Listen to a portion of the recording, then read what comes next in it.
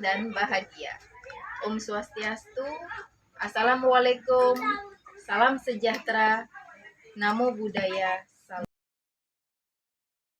Nama saya Luleni Fitriani, calon guru penggerak Angkatan 7 Kabupaten Sumba Timur, Provinsi Nusa Tenggara Timur.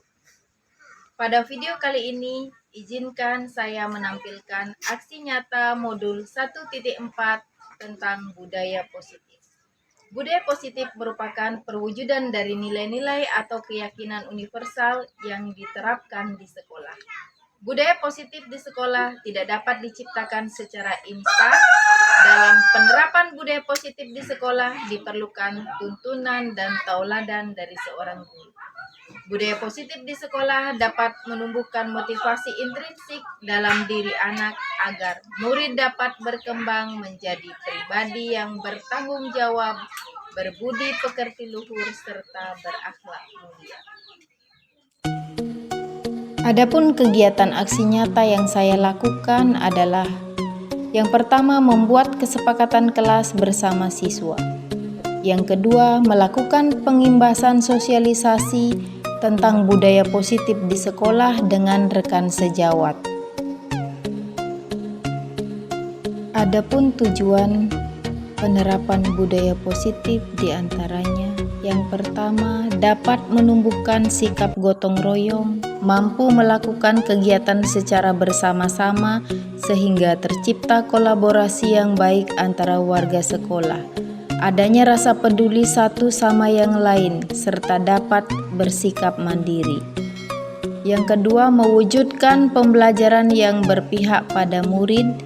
Yang ketiga, menumbuhkan kemerdekaan belajar pada murid dan kebahagiaan belajar pada murid melalui pembuatan kesepakatan kelas. Berikut lini masa kegiatan aksi nyata yang saya lakukan. Yang pertama, mendiskusikan kegiatan aksi nyata dengan kepala sekolah. Yang kedua, diskusi kesepakatan belajar di kelas untuk persiapan pembuatan kesepakatan kelas.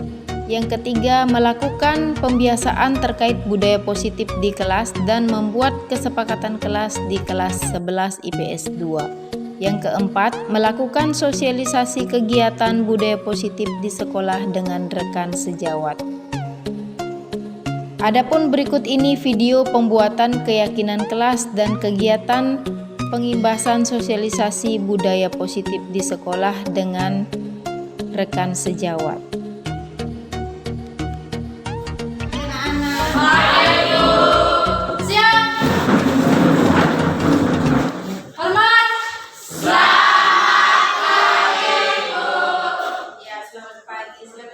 Baik, dalam pertemuan kita sebelum memulai pembelajaran, Ibu sebagai wali kelas, kita sama-sama belajar untuk membuat sesuatu yang lebih baik di lingkungan kelas kita yang bisa kita sepakati bersama-sama. Nah, itu disebut dengan kesepakatan kelas. Ya, jadi untuk membuat sebuah kesepakatan kelas, kita harus tahu terlebih dahulu apa kelas seperti apa yang akan kita harapkan di kelas 11 IPS 2 ini. Ketika sudah mengetahui kelas seperti apa yang kalian inginkan untuk membentuk suasana kelas yang nyaman, proses pembelajaran yang menyenangkan, dan kalian itu bangga atau senang hadir ke sekolah karena kondisi kelas yang bagus, yang nyaman, maka dari itu kita perlu mengetahui apa yang kita inginkan dari kelas kita ini. Untuk mengetahui apa yang kita inginkan, maka kita harus berdiskusi antara kalian, antara anak-anak, apa yang harus kita sepakati. Jadi, bagaimana cara kalian mengetahui atau menjawab apa yang kita inginkan itu, apa yang harus kita lakukan? Bisa, nak? Bisa.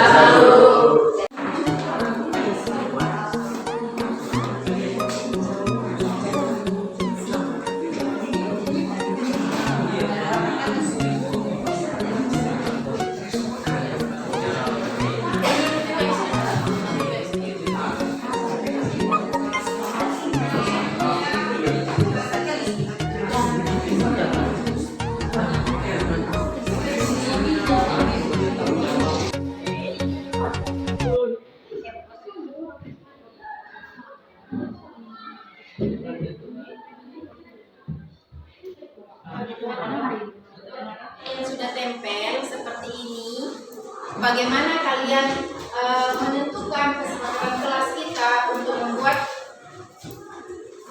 kita bisa mencapai kelas apa yang kita harapkan.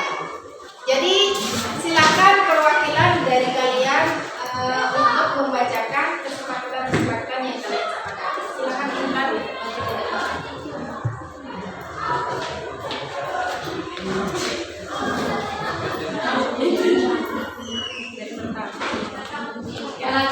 Kelas kita harus bersih, rapi, dan nyaman saat belajar. Harus saling menghargai, saling menolong, dan saling bekerja sama. Harus bekerja sama dan bertanggung jawab dalam melakukan sebuah tugas yang diberikan oleh Bapak Ibu guru. Hal yang kami lakukan agar kelas kami selalu bersih dengan cara membersihkannya dan merawatnya. Damai dan tentram, saling menghormati antar teman yang satu dengan teman yang lain, apapun itu perbedaannya. Menolong sesama yang membutuhkan bantuan. Di saat teman lain bekerja, teman yang tidak bekerja wajib membantu. Tepuk tangan untuk kita.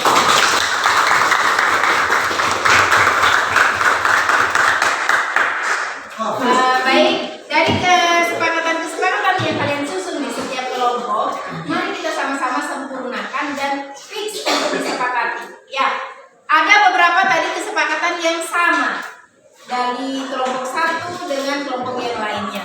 Jadi kita bisa pilih yang sama itu menjadi salah satu kalimat kesepakatan kelas yang bisa kita sepakati.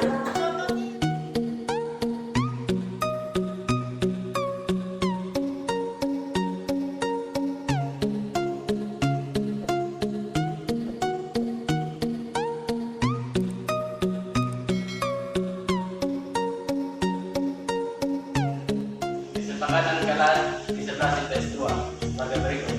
1. Kami murid dan disiplin terhadap diri sendiri. 2. Kami murid yang bertanggung jawab akan tugas. 3. Kami murid dan guru saling menyayangi. 4. Kami murid yang selalu bertakwa kepada Tuhan Yang Maha Esa. 5. Kami murid yang bersikap sopan sama semua orang. 6. Kami murid yang memiliki jiwa mandiri dan semangat belajar. 7. Kami murid yang peduli dengan lingkungan sekitar.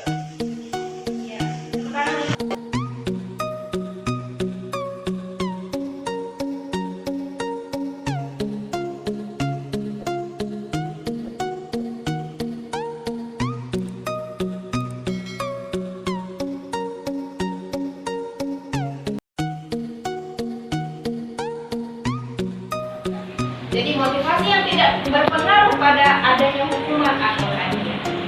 Jangan memotivasi siswa berdasarkan hukuman atau hadiah. Kalau kamu tidak terlambat, sebaiknya kamu jongkok bangun di depan. Itu sama. Selama ini kita jadi guru kan itu yang kita lakukan atau misalnya berlutut. Sebenarnya hanya teori ini itu salah. Begitu ya. Jadi mari kita nanti kita belajar sama-sama.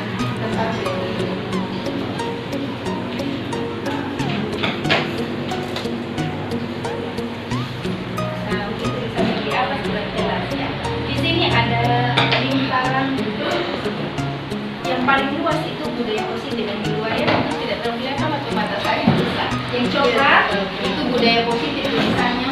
Jadi di dalam lingkungan kita budaya positif harus dilakukan.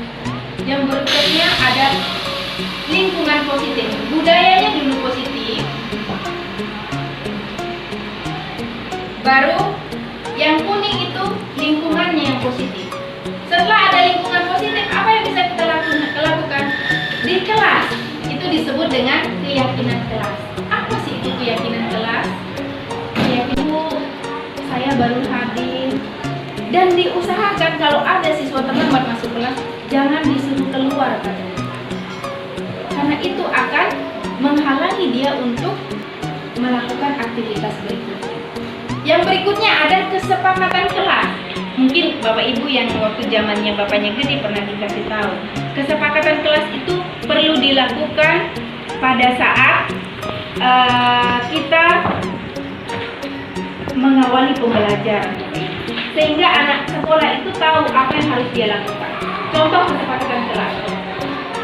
Misalnya, pada saat jam pelajaran tidak ada siswa yang keluar masuk tanpa tujuan yang memang penting. Tidak ada anak sekolah yang menggunakan HP pada saat ibu guru menjelaskan kecuali diinstruksikan untuk pembelajaran. Itu salah satu kesepakatan kelas. Apa yang terjadi jika dia melanggar? Bukan berarti kalau kamu melanggar kamu harus berlutut di depan, tidak. Konsekuensinya kita jelaskan, kalau kamu melanggar hal itu kamu akan mengganggu lingkungan kelas. Jadi ada di situ nanti keyakinan kelasnya terjawab. Iya enggak? Kalau kamu menggunakan HP tanpa tujuan pembelajaran, berarti kamu tidak konsentrasi dan mengganggu, tidak menghargai guru dan teman yang lain. Begitu. Jadi ada pengaruhnya di lingkaran ini. Yang berikutnya, nah, apa sih beda hukuman dan konsekuensi? Kalau hukuman Bapak Ibu itu bersumber dari orang atau satu sumber. Misalnya kita, siswa bermasalah, kita yang hukum. Karena kamu tidak sekolah, sekarang kamu catat 100 halaman di perpustakaan. Itu termasuk hukuman Bapak Ibu. Tapi kalau konsekuensi, itu yang muncul dari nilai positifnya. Jika kamu tidak hadir, mata pelajaran yang kamu dapatkan kemarin hilang anak-anak. Jadi nanti kamu belajar ya atau fotokopi bagian tersebut. Jadi ada hubungannya untuk dia menyadari, ya Tuhan, benar ya, saya kehilangan mata pelajaran yang kemarin, berarti saya tidak bisa lakukan. Bukan bersifat hukum. Jadi itu bisa dibaca sesuatu yang menyakitkan harus terjadi. Itu hukuman. Sakit hati siswa dia tidak kalau dihukum. Kalaupun dia merasa benar nggak bisa dihukum, sesuatu harus terjadi. Kalau konsekuensi itu dia harus ikhlas, karena konsekuensi itu sudah disepakati. Selanjutnya, tindakan guru. Ini sebuah pertanyaan di mana kita harus tahu apa yang disebut dengan hukuman dan konsekuensi. Yang pertama, mencatat 100 kali di dalam buku kalimat, saya tidak akan terlambat lagi. Jadi dia harus mencatat, saya tidak akan terlambat lagi selama 100 kali. Itu hukuman atau konsekuensi? Hukuman. Karena tidak ada gunanya. Kenapa dia mencatat begitu? Kalau dia disuruh kamu catat yang kamu kemarin tidak pelajari ya halaman 50, itu masih ada gunanya. Dia ada ingat di otak. Itu konsekuensi. Yang sebelumnya kita sudah sepakati di dalam kesepakatan kelas. Yang berikutnya, lari mengelilingi lapangan basket selama 2 kali karena terlambat hadir. Itu termasuk hukuman. Jangan dilakukan sebenarnya, gitu ya. Nah, berikutnya nomor 3, menggantikan kertas tugas teman yang telah dicoret. Konsekuensi. Luar biasa ya, tenang. Jadi konsekuensi itu bertanggung jawab. Contoh lain. Aduh, kena senggol air. Maaf Bu, saya akan lap ini ganti airnya. Itu konsekuensi. Ya. Berikutnya ada membersihkan tumpahan air sama. Meminta murid tidak mengenakan sepatu seharian di sekolah karena tidak mengenakan sepatu lipat. Hukuman. Tidak boleh sebenarnya kita kumpulin sepatunya anak-anak di rumah. Menghasilkan hasil yang bagus untuk perkembangan pengaruh positif ke depan. Yang nomor 2 itu membuat orang merasa bersalah. Gara-gara kamu tadi terlambat datang, materi itu tidak habis dari rumah. Itu membuat orang, jadi siswa itu tidak menjadi tidak bisa. Itu ternyata tidak boleh diungkapkan. Yang berikutnya sebagai teman. Sebagai teman ini nilainya 3 tengah-tengah. Boleh dilakukan, tapi jangan terlalu dekat. Anak-anak masih dari kita ini. Aku namanya ibu begini loh punya ini bagusnya. Wah, baik sekali. Nanti besok-besok dengan itu ya buat itu jangan terlalu. Apalagi guru siswa dia sudah mengajar ke atas.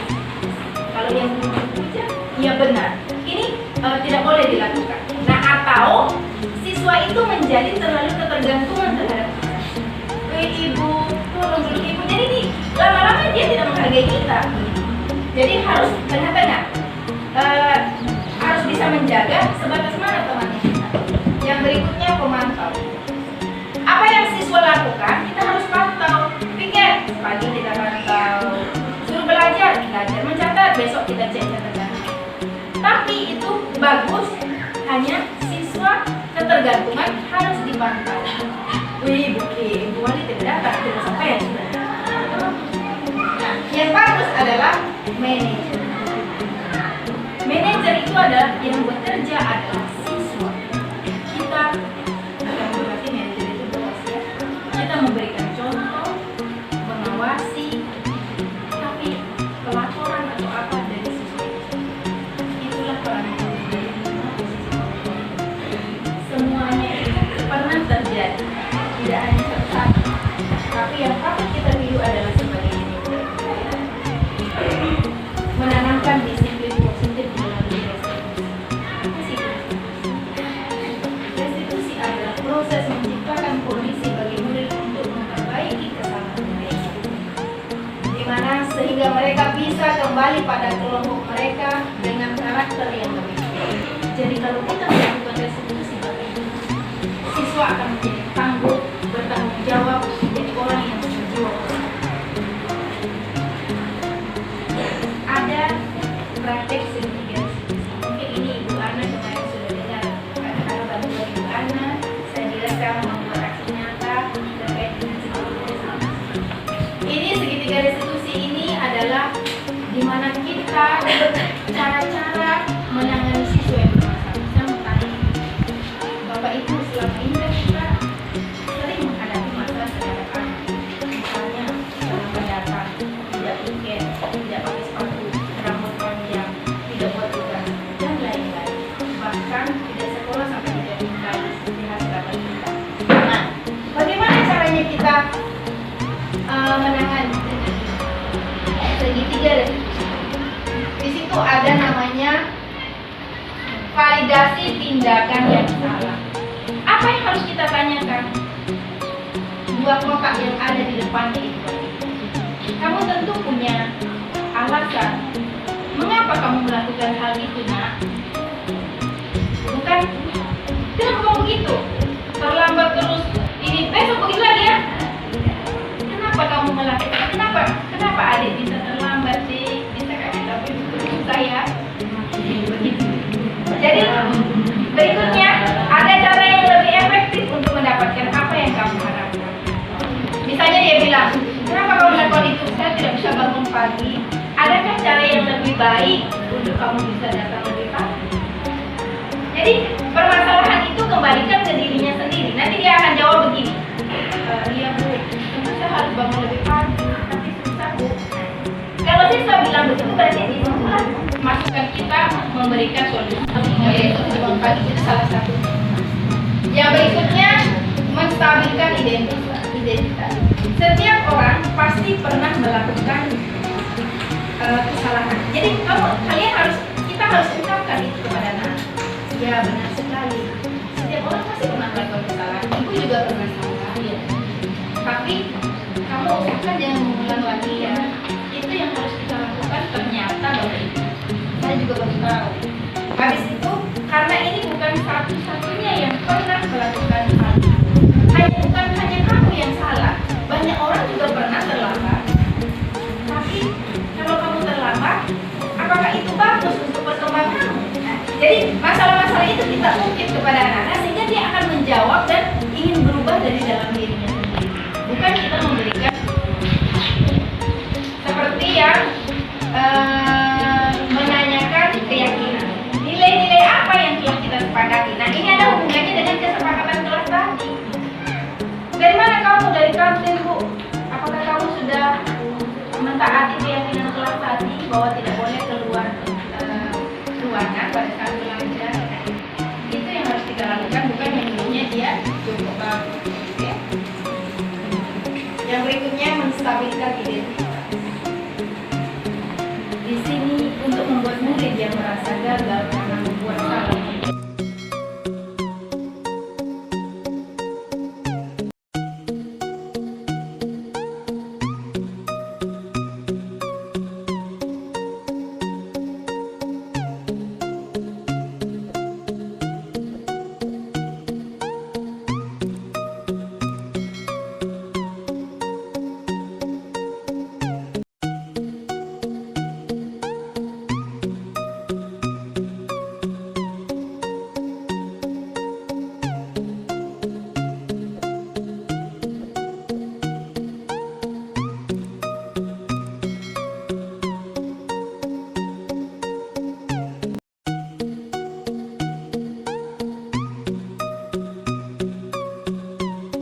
Baik, demikian aksi nyata modul 1.4 tentang budaya positif yang dapat saya lakukan.